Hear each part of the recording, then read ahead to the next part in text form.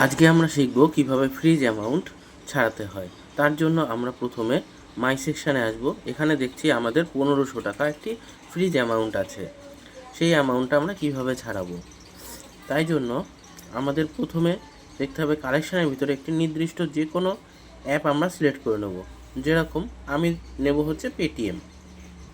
তো আমি পেটিএমে একটি ভিডিও বানাবো এবং যে কোনো একটি ব্যাংকের পিডিএফ নেব। তাই এখানে পেটিএমটাকে আমরা প্রথমে বাছবো, বা যে কোনো একটা অ্যাপ আপনি বাছতে পারেন। তারপরে আপনি চলে আসুন মাই পেজে আসার পর আপনি এবারে খুলবেন পেটিএম।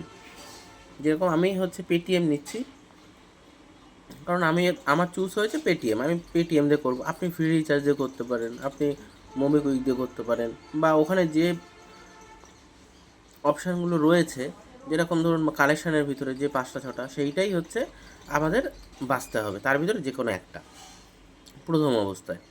আচ্ছা, এবারে আমরা আবার এয়ার ওয়ালেটের মধ্যে আসলাম। আসার পর এখানে হেল্প সেন্টারের উপরে ক্লিক দেব।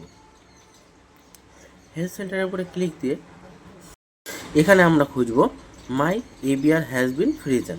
তো এই ফ্রিজ অপশানের ফর্মটা আমরা খুলে নিলাম। খুলে নিয়ে এখানে দেখছি কি কি লাগবে।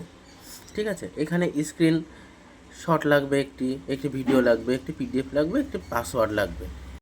এখন বর্তমানে আমি ব্যাকে আসব এবং আমাদের যে এখানে মাই সেকশনে আসার পর একটি স্ক্রিনশট নিয়ে নেব, যেটা কিনা আমাদের স্ক্রিনশট হিসাবে প্রুফ জমা দিতে হবে যে আমাদের কত টাকা প্রয়োজন হয়েছে, প্লাস ইউআইডি। এবারে হেল্প সেন্টারের দু রকম পদ্ধতিতে আসা যায়, এক মাই সেকশন থেকে আর একটা হোম পেজ থেকে। হোম পেজের ভিতরে দিয়ে আসলে সেই একই জায়গায় আসবেন। এবারে এই পজিশানে আপনাকে যেটা ফ্রোজেন অ্যামাউন্ট সেটার মধ্যে ঢুকলেন। ঢোকার পরে এখানে আপলোড ইমেজ, যেটা আমরা স্ক্রিনশট নিয়েছিলাম সেটাকে সিলেক্ট করলাম এবং ডান করে দিলাম, এবং ওটা আপলোড হয়ে যাবে। একটুখানি টাইম লাগে আপলোড হতে। হওয়ার পর এবারে একটা ভিডিও এভিডেন্স লাগবে, যেটা কিনা আমি বেছেছি হচ্ছে পেটিএমের। তাই এখন আমি পেটিএমের একটি ভিডিও রেকর্ডিং বানাবো।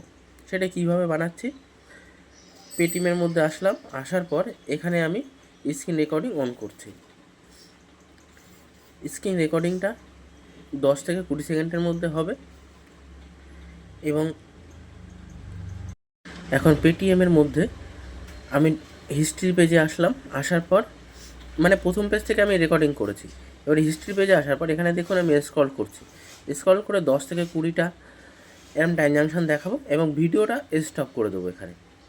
এইটা আমার ভিডিও প্রুফ। এবার এই ভিডিও প্রুফটা আমি যাব হচ্ছে আমার যেখানে আপলোড করতে হবে, এই যে ভিডিও এভিডেন্স আপলোড করার জায়গায় আপলোড করছি। একদম প্রথমেই থাকে ভিডিওটা, এটাকে আমরা সিলেক্ট করব এবং আপলোডে ডান করব। ডান করার পর একটুখানি ওয়েট করব ভিডিওটা যাতে আপলোড হয়ে যায়। যদি এখানে ভিডিওটা 10 MBর উপরে হয়ে যায়, কোনো একটা বন্ধুকে পাঠাবেন। পাঠানোর পরে সেখান থেকে ডাউনলোড করে নেবেন, মানে হোয়াটসঅ্যাপের মধ্যে থেকে। তাহলে কি হবে, ভিডিওটা কম্প্রেস হয়ে ছোট হয়ে যাবে। আর যদি দেখেন যে 10 MBর মধ্যে আছে, তাহলে এখানে আপলোড হয়ে যাবে।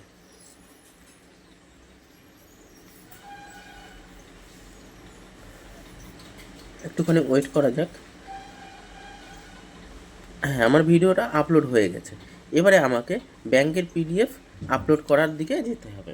এবারে ব্যাংকের পিডিএফ আপনাকে আগে থেকে ডাউনলোড করে রাখতে হবে, যেটা কিনা ব্যাংকের অ্যাপের মধ্যে থেকে আপনি পেয়ে যাবেন।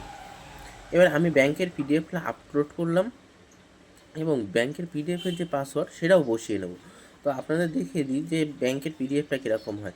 এটা আমি হচ্ছে গিয়ে একটা ডাউনলোড করেছি, যেটা কিনা আমাদের ইউনিয়ন ব্যাংক দিয়ে। তো এর থেকে একটা অ্যাপ ডাউনলোড হয়। ব্যাংকের পিডিএফটা দেখে নেবেন সঠিকটা আপনি আপলোড করেছেন কিনা। মিনিমাম 1 মাসের বা কারেন্ট আজকের ডেটের থেকে 1 মাস এরকম একটা টাইম নেবেন।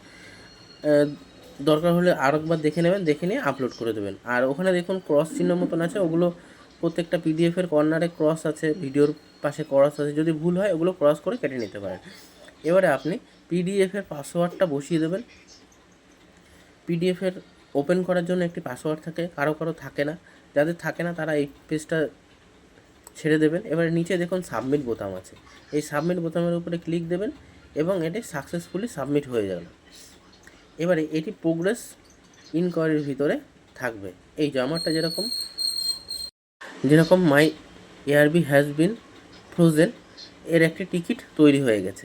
এই টিকিটটা আপনার এখানে জমা থাকবে এবং পরবর্তীতে আপনি যে কোনো সময় এই ফ্রোজেন অ্যামাউন্টটি যে কী অবস্থায় আছে তা আবার হেল্প সেন্টারের মধ্যে ঢুকে আপনি আবার প্রোগ্রেস ইনকোয়ারির ভিতরে ঢুকে দেখতে পারবেন। তো এখানে আমার দেখা যাচ্ছে 120 মিনিট এবং নিচের টিকিটগুলোতে কিছু লেখা আছে যেগুলো কিনা যদি পরবর্তীতে কিছু এক্সট্রা ডকুমেন্টস চায় সেগুলো আপনি অবশ্যই আপলোড করে দেবেন এবং আমাদের সাথে সাপোর্টে কথা বলতে পারেন।